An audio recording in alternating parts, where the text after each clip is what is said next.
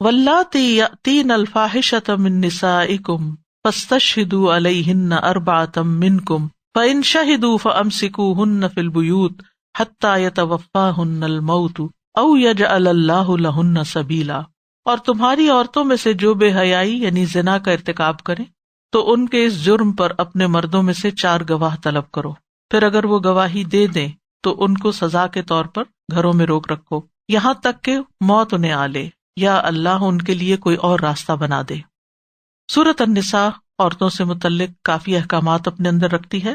پہلے عورتوں کے حقوق کا ذکر کیا گیا، ان کا مہر ادا کرنے کی بات کی گئی، مردوں کے ساتھ ان کو وراثت میں شریک کیا گیا، وَلِلنِّسَاءِ نَصِیبٌ مِّمَّا تَرَکَ الْوَالِدَانِ أَوِ الْأَقْرَبُونَ۔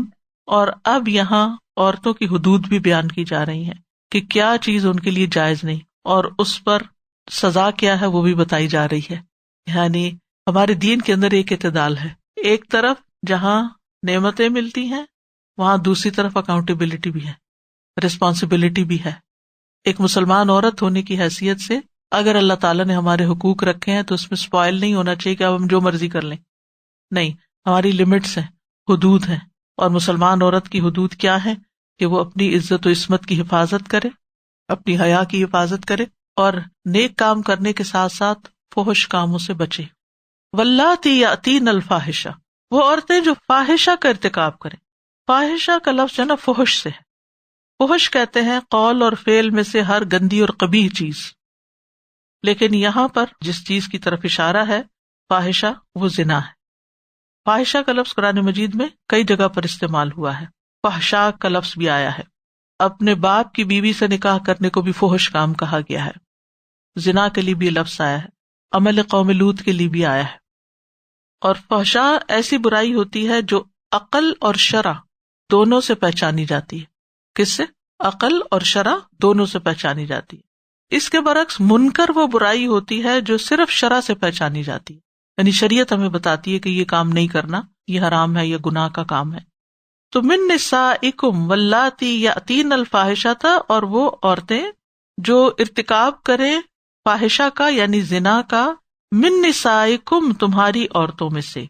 نسائکم، نساء جمع ہے اور اس میں سنگل، میرڈ، ڈیورسڈ، وڈو، بچوں والی، بغیر بچوں والی، کوئی بھی، یعنی عورت کے جتنے بھی روپ ہیں ان میں سے کوئی بھی ہو۔ کم کا مطلب ہے یعنی تم مسلمان عورتوں میں سے، اپنی عورتیں، یعنی یہ مومن عورتوں کا بیان ہے۔ جیسے آتا ہے نا وَاسْتَشْهِدُوا شَهِيدَيْنِ مِن رِجَالِكُمْ، تو اس میں بھی کم سے مراد یعنی ایک تو مرد ہے اور پھر مسلمان۔ فَاسْتَشْهِدُوا عَلَيْهِنَّ أَرْبَعَةً مِّنكُمْ، تو ان پر گواہ طلب کرو، یعنی اگر انہوں نے ایسا کوئی عمل کیا ہے تو اس کے لیے گواہ لاؤ، اربعتن 4، منکم تمہیں میں سے، یعنی زنا کے ثبوت کے لیے 4 گواہوں کی شرط ہے، ٹھیک ہے، اور مسلمان ہونا شرط ہے اور مرد ہونا شرط ہے، اس میں عورتوں کی گواہی نہیں ہوگی کیونکہ سزا سخت ہے نا، تو پھر عورتوں کو سپیئر کر دیا گیا ہے۔ اور پھر گواہ بھی عینی شاہد ہوں، مثلا یہ نہیں ہو سکتا کہ اگر کسی مرد اور عورت کو کسی کمرے میں دیکھا ہے تو کہیں یہ زنا کر رہے تھے، ایسا نہیں کہہ سکتے۔ اور ایون اگر کسی کو ایک دوسرے کے بالکل قریب بھی دیکھا ہے، جب تک اس عمل کو نہ دیکھے کرتے ہوئے اس وقت تک گواہی نہیں دے سکتے۔ اور اگر صرف 3 لوگوں نے دیکھا، چوتھا نہیں مل رہا اور انہوں نے بات کی کہیں، تو ان میں سے ہر ایک پہ 80 کوڑے پڑ جائیں گے۔ منہ بھی نہیں کھولنا تاکہ دوسروں کی عزت و عصمت کی حفاظت ہو۔ تو فاستشہدوا، اور پھر وہ جب گواہی دیں گے تو بول کر لفظوں کے ساتھ گواہی دیں گے کہ ہم نے ان کو یہ کام اس طرح کرتے دیکھا ہے اور اس کی صحیح حالت میں دیکھا ہے۔ صرف شک و شبہ کی بنا پر کسی کے بارے میں ایسی کوئی بات نہیں کہی جا سکتی، کیونکہ اگر کوئی صرف الزام تراشی کرے تو اس کی سزا سورۃ النور میں بتائی گئی، والذین یرمون المحصنات ثم لم یأتوا بأربعۃ شہداء فاجلدوہم 80 جلدۃ ولا تقبلوا لهم شہادۃ ابدا واولئک هم الفاسقون۔ اور وہ لوگ جو پاک دامن عورتوں پر تہمت لگائیں پھر 4 گواہ نہ لائیں تو انہیں 80 کوڑے مارو اور ان کی گواہی کبھی قبول نہ کرو، اور وہی نافرمان لوگ ہیں، فاسق لوگ ہیں۔ اسی طرح اگر کوئی شخص اپنی بیوی کو زنا کرتے ہوئے دیکھتا ہے تو اس کے لیے بھی 4 گواہ لانا ضروری ہوگا۔ اور یہ آیت جو ہے لعان کا حکم اترنے سے پہلے، فَإِن شَهِدُوا، پھر اگر وہ گواہی دے دیں، ٹھیک ہے، یعنی بول کر لفظوں کے ساتھ واضح طریقے سے گواہی دیں، کلیئر ورڈز میں کہ واقعی انہوں نے زنا کرتے ہوئے ہی دیکھا ہے، نہ کہ صرف دونوں کو اکٹھے دیکھا ہے، تو پھر کیا کرو؟ فَأَمْسِكُوهُنَّ فِي الْبُيُوتِ، ان عورتوں کو گھروں میں روک لو، گھر سے باہر نہ جانے دو۔ گھر میں کیوں روک لو؟ اس لیے کہ شر باہر جانے سے ہی پھیلا، تو گھر میں روکو۔ اور یہ آیت کا حصہ جو ہے یہ منسوخ بتایا جاتا ہے، کیونکہ اس کے بعد سورۃ النور کی آیت نمبر 2 اتری اور زنا کی سزا بتا دی گئی، الزانیۃ والزانی فاجلدوا کل واحد منہما 100 جلدہ، زنا کرنے والی عورت اور جو زنا کرنے والا مرد ہے، دونوں میں سے ہر ایک کو 100 کوڑے مارو، اور تمہیں ان کے متعلق اللہ کے دین میں کوئی نرمی نہ پکڑے اگر تم اللہ اور یوم آخرت پر ایمان رکھتے ہو۔ تو یہ زانی کی سزا ہے۔ حتی یتوفاہن الموت، ان کو گھر میں کب تک رکھا جائے گا؟ جب تک کہ وہ فوت ہو جائے، یہ پہلے حکم تھا۔ اس سے علماء نے ایک اور مطلب بھی نکالا، اور وہ یہ کہتے ہیں کہ عورت کو گھر سے باہر نکلنے کی اجازت ہے، گھر میں اس کو بند کرنا، قید کرنا ایک طرح سے اس کے لیے سزا ہے۔ ہمارا دین اگرچہ پسند کرتا ہے کہ عورت بلا ضرورت نہ نکلے، لیکن اس کا یہ مطلب نہیں ہے کہ عورت کو کبھی بھی نہیں نکلنا چاہیے۔ ہاں، ایک فاحشہ عورت کی سزا یہاں یہ بتائی گئی تاکہ معاشرے میں انارکی نہ پھیلے، لیکن اس کے بعد جب حد جاری ہو گئی تو اب گھروں میں روکنے والی سزا ختم ہو گئی۔ او یجعل اللہ لہن سبیلا، یا اللہ ان کے لیے کوئی راستہ بنا دے۔ راستہ بنا دے، جی ہاں، راستہ بنانے کا مطلب کیا ہے کہ کوئی اور حکم آ جائے۔ اس کے بارے میں عبادہ بن صامت کی روایت ہے، وہ کہتے ہیں کہ رسول اللہ صلی اللہ علیہ وسلم نے فرمایا، خذوا انی، خذوا انی، مجھ سے سیکھ لو، مجھ سے سیکھ لو، مجھ سے سیکھ لو۔ جس طرح اللہ نے فرمایا تھا قد جعل اللہ لہن سبیلا، تو اسی طرح اب اللہ نے ان کے لیے راہ نکال دی ہے۔ کمارا کماری سے زنا کرے تو ہر ایک کے لیے 100 کوڑے اور 1 سال کی جلا وطنی، اس شہر سے نکال دو، ایگزائل کرو ان کو۔ اور شادی شدہ سے زنا کرے تو ہر ایک کے لیے 100 کوڑے اور رجم ہے۔ اب 1 سال کی جلا وطنی جو ہے یہ منسوخ نہیں ہے، اس کے بارے میں اگرچہ 2 اقوال ہیں۔ جمہور اہل علم جن میں مالکیہ، شافعیہ، حنابلہ، اہل حدیث یہ سب شامل ہیں، ان کا قول ہے کہ غیر شادی شدہ آزاد زانی کی سزا 1 سال مکمل جلا وطنی ہے، یعنی شہر سے نکال دو۔ اور دوسرا قول جلا وطنی واجب نہیں بلکہ یہ امام کے اوپر ہے، اگر جلا وطنی میں مصلحت دیکھے تو جلا وطنی کرے، لیکن یہ بطور حد کے ہے، لازم اور واجب نہیں۔ یہ احناف کا مذہب ہے، حنفی مذہب میں یہ ہے، ٹھیک ہے۔ لیکن زیادہ تر جو فقہاء ہیں، مالکی، شافعی، حنبلی، وہ سب کیا کہتے ہیں کہ زنا کرنے والوں کو آؤٹ کرو، کیونکہ زنا کو ہمارے دین میں ایک برا راستہ کہا گیا ہے۔ سورۃ بنی اسرائیل میں آتا ہے وَلَا تَقْرَبُوا الزِّنَا، زنا کے قریب بھی نہ جاؤ، إِنَّهُ فَاحِشَةٌ وَسَاءَ سَبِيلًا، بے شک وہ ہمیشہ سے بڑی بے حیائی اور بہت برا راستہ ہے۔ اوور آل بھی ہمارے دین میں بے حیائی کو حرام قرار دیا گیا ہے، اور خصوصاً زنا کے وقت تو ایمان بھی نکل جاتا ہے، اور یہ اللہ کے عذاب کو دعوت دینے والا فعل ہے۔ فرمایا جس بستی میں زنا اور سود ظاہر ہو جائے تو انہوں نے اپنے نفسوں پر اللہ کے عذاب کو حلال کر لیا، یعنی جب چاہے اللہ ان کو پکڑ لے۔ نبی صلی اللہ علیہ وسلم نے پیشن گوئی کی تھی کہ قیامت کے قریب زنا پھیل جائے گا، اور آپ صلی اللہ علیہ وسلم کو ایک مرتبہ خواب میں زانیوں کی سزا بھی دکھائی گئی تھی، ایک تنور میں ننگے مرد اور عورتیں دکھائی گئی تھی اور بتایا گیا تھا کہ یہ زناکار ہیں۔ اسی لیے ہمارے دین میں مردوں اور عورتوں کو کچھ حدود بتائی گئی ہیں تاکہ زنا کا ارتکاب نہ ہو، جس میں زیب و زینت کے اظہار کی ممانعت ہے، نکاحوں کی حفاظت کا حکم ہے، نامحرم سے تنہا ملنے کی ممانعت ہے، اکیلی عورت اور مرد اکٹھے نہ ہو ایک جگہ، مردوں کو اپنی طرف مائل کرنے کی ممانعت ہے۔ تو بہت سی ایسی چیزیں رکھی گئی ہیں کہ جس سے انسان اس برائی تک پہنچے ہی نہیں۔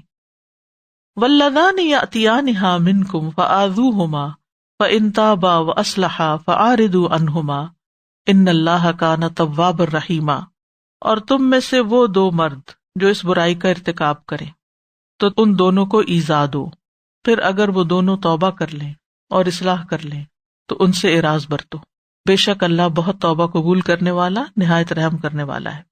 واللذان تثنیہ کا صیغہ ہے اور مذکر کا صیغہ ہے، اسی لیے علماء یہ کہتے ہیں کہ اس سے مراد 2 مردوں کا آپس میں سیکشل ریلیشن شپ ہے، یعنی عمل قوم لوط، اور بعض علماء کہتے ہیں کہ اس میں دونوں صورتوں کی گنجائش ہے، یعنی زنا بھی، واللذان سے مراد مرد عورت کا غلط تعلق، زنا کا تعلق، یا پھر مرد اور مرد کا تعلق.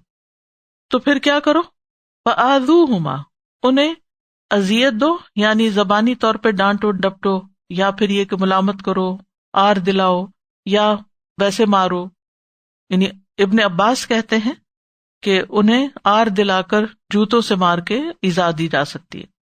اب یہ حکم منسوخ ہے، ٹھیک ہے، زنا کی سزا کا حکم آ گیا، اور اسی طرح عمل قوم لوط کے بارے میں بھی حکم آ گیا کہ ان کو قتل کر دیا جائے گا، ٹھیک ہے. اور اس میں شادی شدہ ہونے یا غیر شادی شدہ ہونے کی کوئی شرط نہیں، کمارا ہو، شادی شدہ ہو، صرف بالغ اور عاقل ہونے کی شرط ہوتی ہے. اگر یہ شرط پوری ہو تو حد قائم ہوگی. سنن نبی داؤد کی روایت ہے، جس شخص کو تم قوم لوط کا عمل کرتے ہوئے دیکھو تو فاعل اور مفعول دونوں کو قتل کر دو. اور یہ نہیں کہ کوئی بھی اٹھے گا اور قانون اپنے ہاتھ میں لے لے گا اور مار ڈالے گا، یہ پورا ایک پروسیجر ہے، مقدمہ چلایا جائے گا، ثابت گواہیاں ہوں گی، جرم ثابت ہوگا، تو اس کے بعد پھر جیسے کسی بھی ملک کا کوئی قانون ہوتا ہے اور اس میں پھر وہ ایک سزا دی جاتی ہے اس قانون کے مطابق، سارے قانونی تقاضے پورے کرنے کے بعد. اب یہ نہیں کہ ماں باپ نے اگر دیکھا ہے اپنی اولاد میں سے کسی کو قتل تو وہ خود سے اس کو مارنا شروع کر دے، یہ نہیں ہو سکتا. فَإِن تَابَا وَأَصْلَحَا فَأَعْرِضُوا عَنْهُمَا، پھر اگر وہ دونوں توبہ کر لیں اور اصلاح کر لیں تو ان سے اعراض برتو. یہ پہلے کا حکم ہے نا، یعنی اگر گناہ سے رجوع کر لیں، نادم ہو، دوبارہ نہ کرنے کا عہد کریں اور طرز عمل کی اصلاح کریں. توبہ جو ہوتی ہے وہ دل میں ہوتی ہے، اور اصلاح جو ہوتی ہے وہ عمل میں ہوتی ہے. یعنی عملی طور پر بھی دکھائیں کہ اب انہوں نے اپنی کمپنی بدل لی ہے، تو ایسی صورت میں ان کو اذیت دینا چھوڑو، ان کو آر دلانا چھوڑو. لیکن یاد رکھیے کہ یہ حکم حدود کے نازل ہونے سے پہلے کا ہے. جب حدود نازل ہو گئی تو آیت منسوخ کر دی گئی. ان اللہ کان توابا رحیما، بے شک اللہ تعالیٰ بہت توبہ قبول کرنے والا، بڑا ہی مہربان ہے. یعنی اگر کسی شخص سے ایسی کوئی غلطی ہو گئی ہے انسان ہونے کے ناطے، اور وہ کسی کو پتہ نہیں چلی لیکن خود اس کو پتا ہے کہ اس نے کیا کیا زندگی میں، تو پھر وہ توبہ کر لے اور اپنے عیب کھول کھول کے مت بتائے، اللہ سے توبہ کر لے اور معافی مانگ لے، اس کے بعد نیک عمل شروع کر دے، تو اللہ سبحانہ تعالیٰ بہت مہربان ہے. ابو ہریرہ کہتے ہیں نبی صلی اللہ علیہ وسلم نے فرمایا، زنا کرنے والا جب زنا کرتا ہے تو اس وقت وہ مومن نہیں رہتا، چوری کرنے والا جب چوری کرتا ہے تو اس وقت وہ مومن نہیں رہتا، اور شرابی جب شراب نوشی کرتا ہے تو اس وقت وہ مومن نہیں رہتا. پھر ان سب آدمیوں کے لیے توبہ کا دروازہ بہرحال کھلا رہتا ہے. یہ ہے اللہ کی مہربانی، اللہ سبحانہ تعالیٰ کا رحیم ہونا. انما التوبۃ علی اللہ للذین یعملون السوء بجہالۃ ثم یتوبون من قریب فاولئک یتوب اللہ علیہم وکان اللہ علیما حکیما. بے شک اللہ کے ذمہ تو ان لوگوں کی توبہ قبول کرنا ہے جو جہالت کی وجہ سے برائی کا ارتکاب کرتے ہیں پھر جلد ہی توبہ کر لیتے ہیں. تو یہی وہ لوگ ہیں جن پر اللہ مہربان ہوتا ہے، اور اللہ بہت علم والا، بہت حکمت والا ہے. مطلب کیا اس آیت کا؟ کہ اللہ تعالیٰ صرف ان لوگوں کی توبہ قبول کرتا ہے جو نافرمانیوں اور گناہوں کا ارتکاب کر لیتے ہیں اور اس کے انجام سے جاہل ہوتے ہیں، لا علم ہوتے ہیں کہ ان کی کوئی سزا بھی ہوگی. یعنی بہت سے لوگ ایسے ہیں جو ان برائیوں کو برائی نہیں سمجھتے یا ان کو معمولی چیز سمجھ کے اس کا ارتکاب کرتے ہیں. تو جو انسان بھی غلطی کرے، ارادے کے ساتھ کرے یا پھر نافرمانی سے کرے، وہ جاہل ہی شمار ہوگا. کیوں؟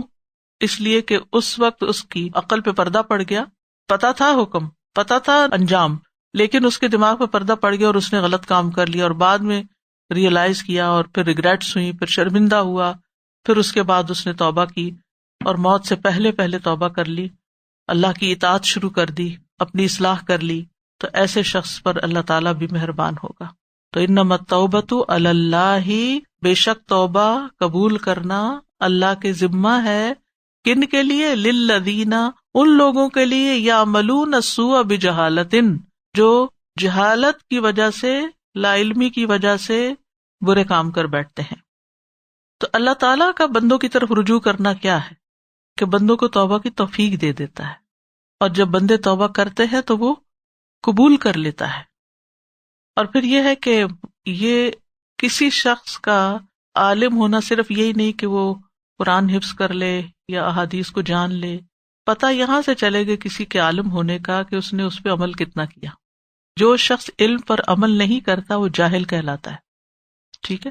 جان بوجھ کے گناہ کرنا بھی جہالت ہے۔ یوسف علیہ السلام کا اپنے گناہ میں پڑ جانے کو جہالت کہنا ہمیں قرآن سے پتہ چلتا ہے۔ رب السجن احب الی مما یدوننی الیہ والا تصرف عنی کیدہن اصب الیہن واکن من الجاہلین، کہ اے میرے رب مجھے قید خانہ اس سے زیادہ محبوب ہے جس کی طرف یہ سب مجھے دعوت دے رہی ہیں، اگر تو مجھ سے ان کے فریب کو نہ ہٹائے گا تو میں ان کی طرف مائل ہو جاؤں گا اور جاہلوں میں سے ہو جاؤں گا۔ یعنی اگر میں نے ان کی بات مان لی تو میں بھی جاہل ہو جاؤں گا۔ یعنی اگرچہ ان کا مقام بہت بڑا تھا، لیکن کسی کا مقام کتنا بھی بڑا ہو لیکن اگر وہ غلط کام کرتا ہے تو گویا اس نے جہالت کا ثبوت دیا ہے۔ موسیٰ علیہ السلام نے جب اپنی قوم کو کہا تھا کہ گائے ذبح کرو تو انہوں نے کہا تھا کہ اتتخذنا ہزوا قال اعوذ باللہ ان اکون من الجاہلین۔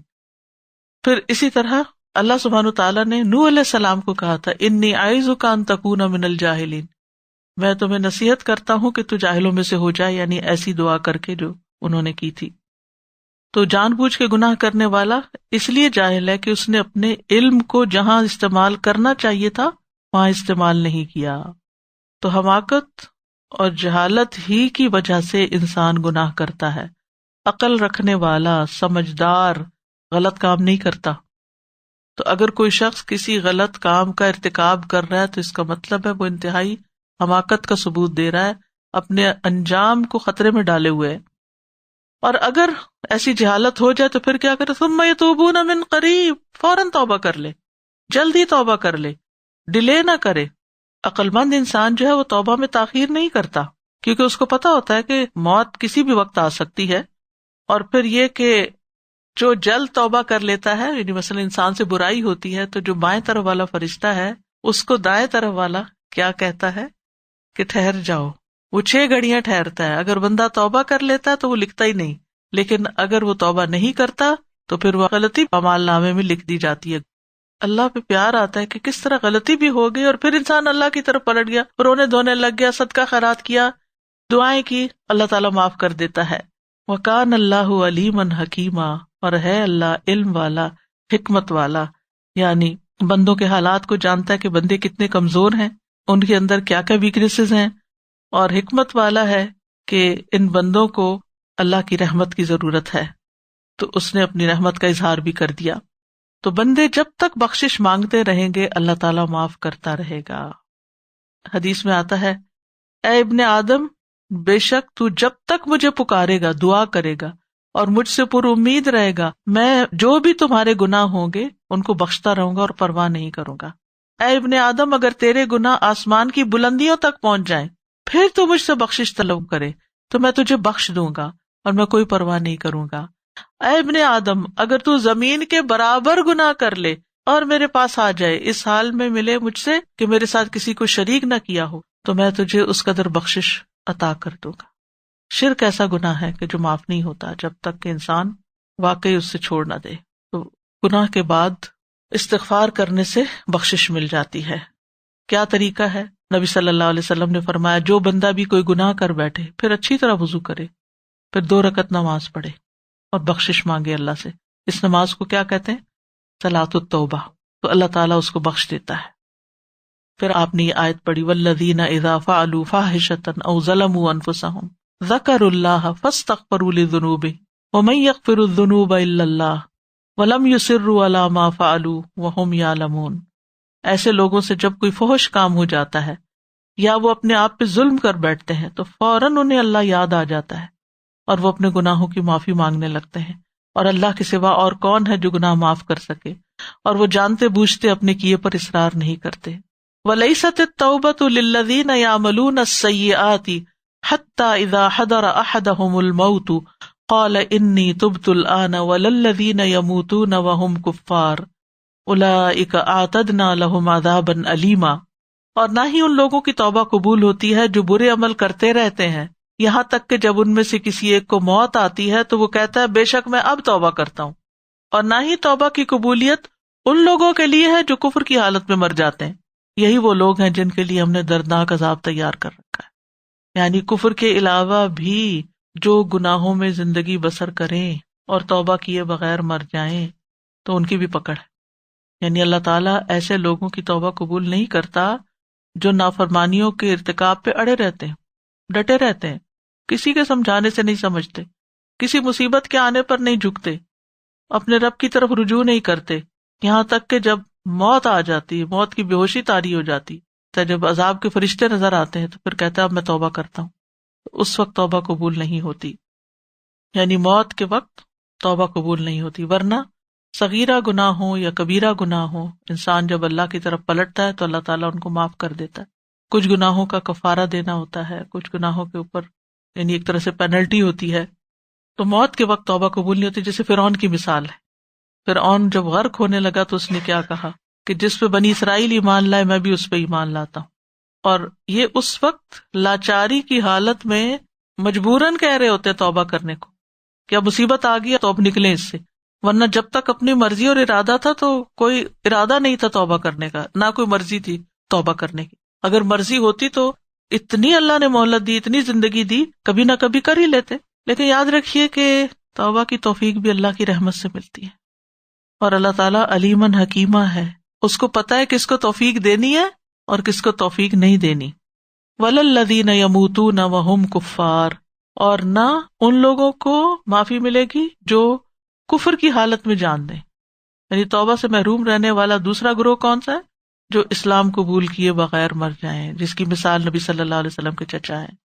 پھر اسی طرح سورج کے مغرب سے طلوع ہونے کے بعد شرک کا ارتکاب کرنے والا، یعنی اگر کوئی شخص اپنی زندگی میں ایک طرف شرک کر رہا ہے، دوسری طرف اور گناہ کر رہا ہے، تو وہ اور گناہوں سے توبہ کر لیتا ہے، شرک کو شرک ہی نہیں سمجھتا، تو اس کی توبہ نہیں قبول ہوگی، اس کے باقی گناہ بھی نہیں معاف ہوں گے. پھر تو شرک کا چھوڑنا بہت ضروری ہے. پھر اسی طرح کھلم کھلا گناہ کرنے والے اوپنلی ڈھٹائی کے ساتھ، اور جو توبہ نہ کرے اس کی توبہ قبول نہیں ہوتی، اسے معاف نہیں کیا جاتا. یہ بھی حدیث میں آتا ہے اولئک اعتدنا لہم عذابا الیما، ایسے لوگوں کے لیے ہم نے دردناک عذاب تیار کر رکھا ہے. استاذہ جی جو بھی اپنے قرض کی اہمیت بتائی نا، تو پھر جیسے یہ ہوتا ہے کہ کتنا زیادہ ہے کہ لکھا ہوا ہو. ٹھیک، میں جانتی ہوں کسی فیملی کو کہ وہ اچھے معتبر بندے نے آ کے کہا کہ مجھ سے قرض لیا ہوا تھا، اور کسی وارث نے نہیں مان کے دیا اس کو، لیکن انفارچونیٹلی ریٹرن نہیں تھا کچھ بھی. تو یہ بہت امپورٹنٹ ہے کہ لکھا ہوا ہونا چاہیے، جس سے آپ لے رہے ہیں اس کے پاس بھی ہو، آپ خود بھی کسی کو بتا کے جائیں. تو وہ یہی ہوا کہ انہوں نے خود نہیں بتایا ہوا تھا، ان صاحب کے پاس لکھا ہوا نہیں تھا. مال تھا، یہ بھی نہیں کہ مال نہیں تھا. اور دوسرا سوال میرا یہ تھا کہ ایسے جیسے قرض ہے لیکن مال انف نہیں ہے، تو پھر وارثوں کو عطا مل کے کر دینا چاہیے پورا. السلام علیکم استاذہ جی، یہاں پر بہت بڑی ضرورت نظر آ رہی ہے کہ ہماری جو نیو جنریشن ہے، جو ہم جس کو ویسٹ کی طرف لے آئے ہیں خود ہی مائیگریٹ کر کے، تو وہ یہاں جب بڑے ہو رہے ہیں تو انہیں اس چیز کی تعلیم سنڈے اسکول اور سیٹرڈے اسکول میں تو کلمے اور چیزیں اور بنیادی چیزیں بتائی جاتی ہیں، بٹ ہمارے حرام حلال کا نہیں بتایا، حرام حلال اینڈ آل دیز تھنگز کے جس پہ حدود ہیں، سیکشل میٹرز میں ڈسپلن نہیں سکھایا سب سے پہلے یہاں پر گریڈ 4 اور 5 میں جب وہ ہمارے بچوں کو سیکشل میٹرز بہت کھلا طریقے سے بتا رہے ہوتے ہیں، ہم سنڈے اسکول میں شرم محسوس کرتے ہیں کہ ہم اسے سیکشل ایجوکیشن کیسے دیں یا بات بھی کیسے کریں. لیکن امیجن کریں کہ وہ پیوبرٹی کا سٹیج ہے ان کا جو شروع ہو رہا ہے، انہوں نے تو تعلیم دے دی، ہم ان کو لے کر آئے ہیں، ہم ذمہ دار ہیں اس کے کہ ہم انہیں کہاں لے کر آئے کیا کہتا ہے. اور دوسرا یہ کہ جو کل بھی آپ نے بات کی تھی کہ فرض کے دائرے میں آتی ہے وراثت سکھانا، اٹس علم الفرض. سو آئی واز تھنکنگ کتنے لوگ ہم ہیں، اتنے سارے ماشاءاللہ مسلمان ہیں یہاں پر، کون اپنے بچے کو اس والی فیلڈ میں الٹا ہم تو لوگوں کو غلط مشورے دیتے ہیں. مطلب اگر کسی خاندان میں ڈیتھ ہو جائے تو ہم حق کے ساتھ بات کرنے کی بجائے صرف کسی ایک کی طرف داری کرنا شروع کر دیتے ہیں، اور اس کہتے ہیں بالکل یہ نہ کرنا، بالکل وہ نہ کرنا، الٹے مشورے دیتے ہیں. وہ مشورہ نہیں دیتے جو میت کے حق میں بھی بہتر ہو اور خود اس وارث کے حق میں بھی بہتر ہو. انسان کتنا خود غرض ہے نا، اپنا سوچتا ہے، دوسرے کا نہیں سوچتا، اپنی دنیا بنانا چاہتا ہے اور دوسرے کی آخرت کی فکر نہیں کرتا. السلام علیکم استاذہ جی، میں 2 سوال کروں گی، چھوٹے بہت امپورٹنٹ ہیں. وہ کسی کے پاس اتنا پیسہ بچا نہیں ہو اور لیکن انہوں نے انشورنس لی ہوئی ہے اور لائف انشورنس دے کے پے کر کے رکھی ہوئی ہے، تو قرضہ بہت ہے ان کے سر پہ، تو کیا کیا جائے؟ اور بیوی بچے بھی تو انتظار. وہ ملے گا کچھ اس میں سے؟ جی سارا ہی ہے، انشورنس ان کی رکھی ہوئی ہے کافی بڑی، لائف انشورنس، لیکن قرضہ بہت بڑا تو ہے وہ پہلے تو قرضہ اترنا چاہیے. اسی سے. جی اسی سے بالکل. جو بھی اس نے چھوڑا اپنے ہاتھ میں چھوڑا، کہیں ہے ترکہ کہتے ہیں جو چھوڑ کے جائے، اپنی ملکیت میں سے جو بھی چھوڑ کے جائے. اور بچوں کو اور بیوی کو بھی ملے یا بس قرضہ اتار دیں؟ قرضہ پہلے ہے. قرضہ. ٹھیک ہے، لیکن اس میں سے دے سکتے ہیں نا اصل میں، جو لائف انشورنس انہوں نے لے کے اب جو بھی تھا وہ کسی کو تو دینا ہی ہے نا وہ تو. جی صحیح بات ہے. اور دوسرا سوال یہ ہے کہ کسی کے والد ہیں، ان کی ڈیتھ ہو گئی، لیکن ان کے بچے تو کافی تھے اور ایک ہی بیٹے کے پاس رہے وہ، اور سب بیٹے کچھ نے اسی کو دے دیا. انہیں کو دے دیا، ٹیک کیئر اس نے کی تھی ساری. تو بہت بڑا ظلم ہے. تو پیچھے ہم پڑھ چکے ہیں نا، آباؤکم و ابناؤکم لا تدرون ایہم اقرب لکم نفعا. تمہارے والدین ہو یا اولاد ہو، تمہیں نہیں پتا تمہارے لیے فائدہ مند کون ہو. وہ یعنی ٹھیک ہے جس نے تمہاری خدمت کی، اس نے مال کے لیے خدمت کی تھی یا والدین کا حق سمجھ کے؟ اس نے اپنی آخرت بنائی تھی یا دنیا بنانے کے لیے وہ دوسروں کے اوپر ظلم ڈھانے کے لیے کی تھی؟ تو بچے اگر ان کو کہہ دیں کہ ہم معاف کرتے ہیں، ایک دفعہ دے دیں وہ، پھر وہ اپنے ہاتھ سے واپس کریں اس، پھر دیکھیں کون معاف کرتا ہے. یعنی اللہ نے حکم دیا نا تقسیم کرو، تقسیم کر دیں، پھر وہ جب ہو جائے، ہاتھ آ جائے، پھر کہہ لو بھائی اب تم یہ ہم تمہیں خود دیتے ہیں. جی السلام علیکم ورحمۃ اللہ وبرکاتہ. اساتذہ میرا سوال یہ ہے کہ میں نے بہت سے گھر ایسے دیکھے ہیں جو 5 وقت کے نمازی ہیں، قرآن بھی پڑھتے ہیں، سب ہے، لیکن جہاں وراثت کی بات آتی ہے، وہاں جب وہ بیٹیوں کی شادی کرتے ہیں نا، اس میں وہ کہتے ہیں جی ہم نے جو جہیز دیا ہے نا، یہ ہم نے ان کی وراثت انہیں دے دیا. گفٹ اور وراثت دو الگ چیزیں، تو وہ وراثت میں نہیں گنا جائے گا نا؟ بالکل بھی نہیں. لیکن میں نے دیکھے ہیں کئی گھر ایسے جو یہ کہتے ہیں یہ تو منمانی تقسیم کی ہوئی ہے نا. جی میں یہ سوچ رہی تھی کہ شرک جو ہوتا ہے نا، وہ بہت کم لوگ ریئلائز کرتے ہیں کہ ہم شرک کر رہے ہیں، اور اس کی توبہ نہیں ہوتی. باقی سب کام تو کر لیتے ہیں ہم، لیکن شرک کی ریئلائزیشن، جیسے ہاروسکوپ دیکھنا، ہاتھ دکھا دینا، چلتے چلتے مذاق میں لوگوں نے ہاتھ دکھا دیے، لیکن وہ اتنا بڑا شرک ہے. نجومیوں کے پاس جانا اور ایسے لوگوں کے پاس جا کے تو خبریں غیب کی معلوم کرنا، یہ سب شرک میں آتا ہے. رشتے نہیں ہو رہے کہ یہ میرے ساتھ سوٹ کرتا ہے، نہیں، لوگوں کے ساتھ ایسے ایسے عالم ہے، اللہ معاف کر دے، کہ جن سے جا کے وہ کنڈلیاں ملاتے ہیں. اور دوسری چیز تھی کہ کھلم کھلا زائچے بنواتے ہیں کچھ لوگ، زائچے، جی زائچے بنواتے ان سب چیزوں سے منع کیا گیا. جی، اور کبھی معافی کی نہیں، مانگی ہی نہیں. انہوں نے یہ سمجھا ہی نہیں کہ یہ بھی کوئی گناہ کا کام. ایک اور چیز ہے کہ سٹون اس میں فائدہ ہوگا، اس سے قسمت بنے گی. جی، کہ مجھے یہ سٹون سوٹ کرتا ہے. تیسری بات یہ کہ کھلم کھلا گناہ کا نشر کرنا.